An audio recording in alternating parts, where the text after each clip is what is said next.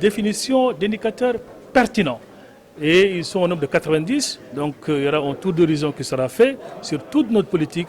Et comme je l'ai dit une fois de plus, d'avoir un état des lieux qui pourra nous servir de consolider, d'affiner davantage certaines politiques publiques sur la thématique migratoire et de voir aussi les axes d'amélioration où il faudra, dans le cadre de la relance, mettre l'accent de manière à ce que notre pays puisse continuer à être cité parmi les pays qui allient à la fois migration, gouvernance et développement.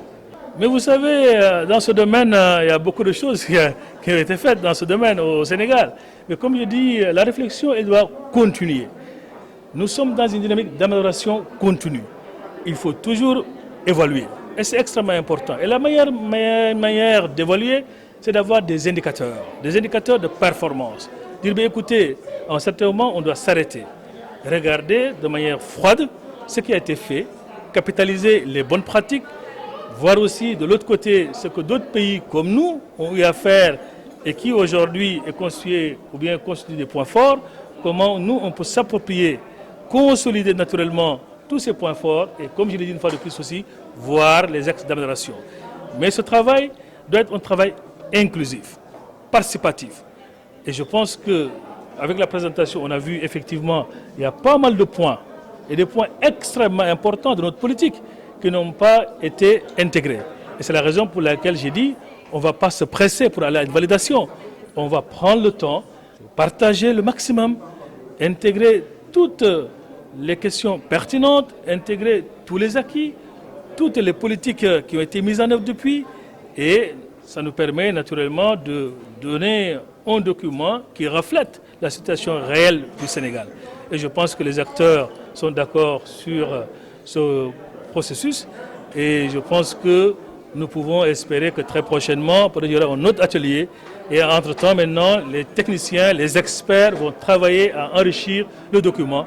Mais ce qu'il faut retenir, je pense que c'est un élément extrêmement important parce que le point de départ d'une situation et voir le Sénégal intégrer ce programme aussi, je m'en réjouis parce que quand même c'est le 66e, 67e pays à travers le monde. Donc c'est important, nous sommes dans le top 100 et le Sénégal n'a jamais été en tout cas derrière, surtout dans des politiques qui visent naturellement à mieux prendre en charge et sa diaspora, mais aussi à mieux gérer la problématique migratoire, qu'elle soit la migration interne d'ailleurs, comme celle qui concerne directement nos compatriotes qui sont dans la diaspora.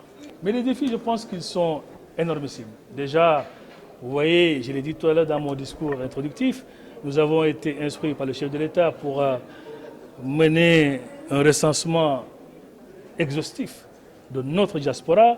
Récemment, dans le cadre de la pandémie de la Covid-19, le chef de l'État a bien voulu mettre une enveloppe de 12 milliards 500 millions à la disposition de cette vaillante diaspora. Nous sommes en train de faire le rapport.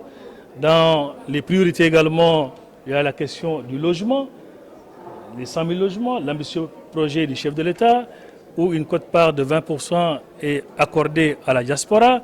Et il faut aussi assez rapidement mettre cela en pratique, faire en sorte que nos compatriotes qui sont dans la diaspora puissent accéder à un logement, au foncier. Et une autre problématique aussi importante, c'est la question de l'amélioration de la qualité des services offerts à nos diasporas. Aller vers beaucoup plus de numérisation, beaucoup plus de digitalisation, que nous puissions aller vers ce qu'on appelle les e-consulats et les consulats mobiles.